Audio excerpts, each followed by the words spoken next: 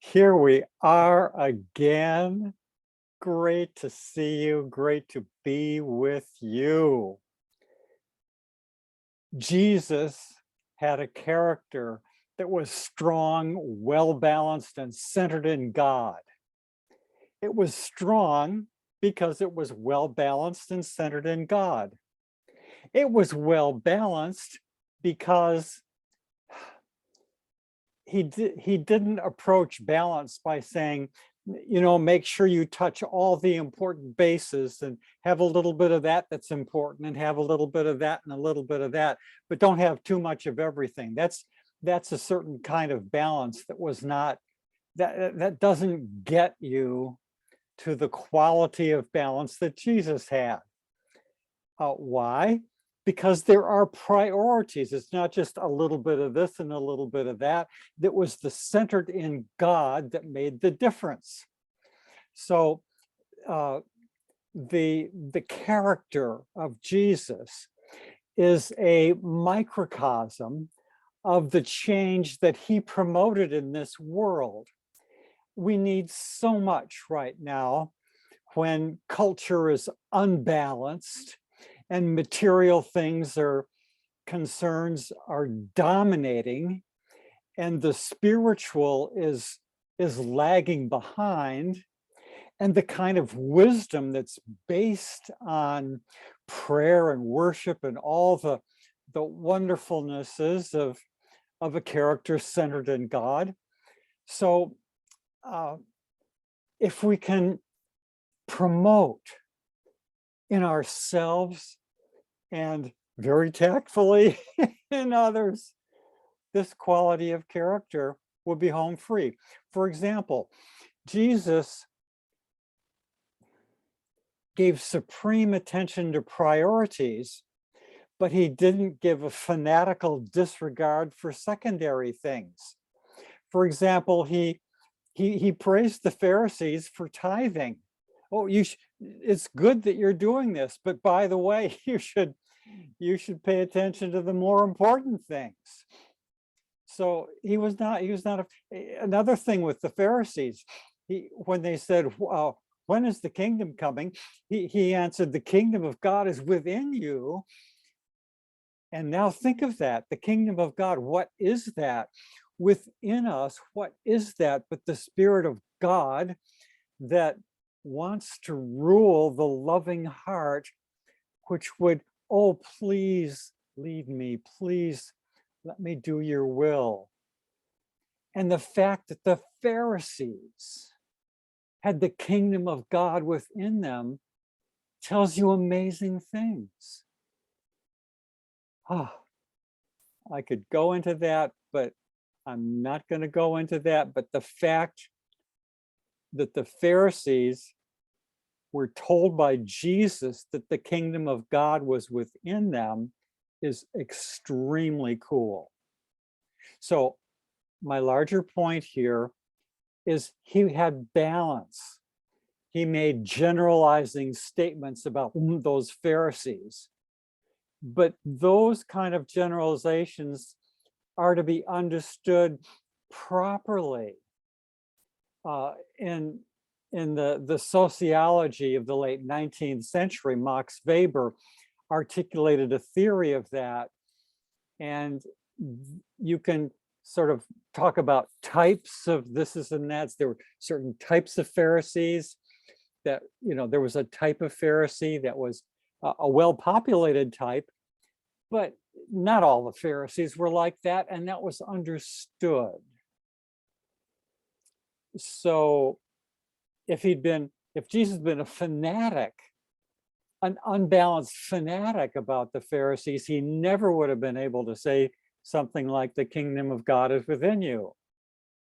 He never would have won any of them over to his cause, and so on and so on. So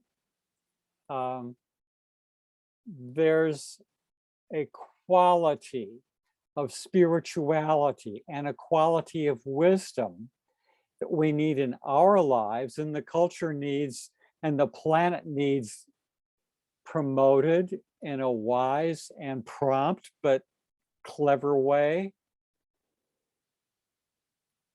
And let me take another example. Jesus was what I call a pre-modern scientist. As the human Jesus, he wasn't working with double-blind, experiments that are run with mathematical analysis of results and so on. That wasn't the kind of science that was available in his day. And he was, as the human Jesus, he participated in the mind of a first century person in his time, his place in Palestine. But as a pre-modern scientist, he was able to say things like, a kingdom divided cannot stand, and neither can a house or a city.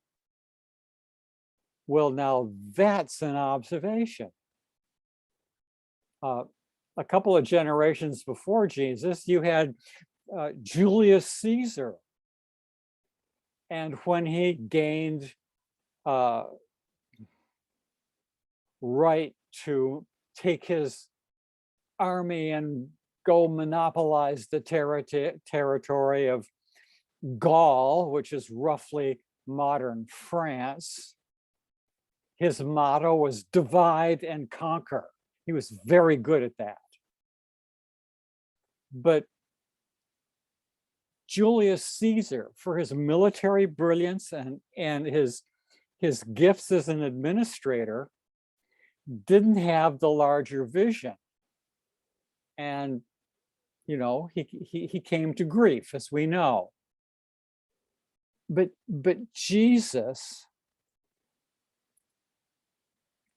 attended to those things, because the truth is not only found on the spiritual level, it's found in philosophy, it's found in science, it's found in everyday life in all kinds of practical ways.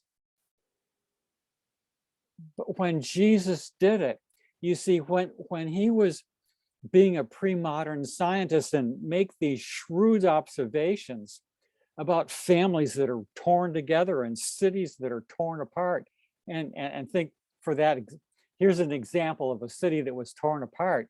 A few centuries before Jesus, you had the Peloponnesian War between Sparta, which was a city, and Athens, which was a city. There were lots of cities that were not part of larger political entities at that time. And Athens was divided within itself. And that internal division made it weak, and so the Spartans conquered it. So there's historical wisdom here. And that's a certain kind of knowledge. Is it of equal importance? Well, priorities are priorities, and spiritual things are first things. But only a fanatic would dismiss that. And Jesus' character made a point of integrating all those. That was his balance. So Jesus, as a balanced leader, he could be a great leader because of his balance centered in God. He could be strong and gentle, because if you're all strong and there's no gentle, that's brutality. If you're all gentle with not strong, there's weakness. So whenever Jesus was strong in his outward action, there was always a gentleness. It was not always obvious at the moment, but it was always there. And when he was tender and compassionately loving in a way that's obviously full of kindness and mercy and patience, there was always strength there in a way that's not always obvious when you see your favorite picture of Jesus bending over the whoever it was. So as a leader, we'll be doing more of this Jesus as a Leader series in this set of blog posts that I started last week. So as I like to conclude, whatever is going on in your life and in our world, always know that you are a divinely created, infinitely loved, spiritually indwelt, the kingdom of God within you, an evolutionary, yes, aren't we all? Free will. Sometimes I wish I hadn't freely chosen that. Evolutionary free will son or daughter of the living God. Good day.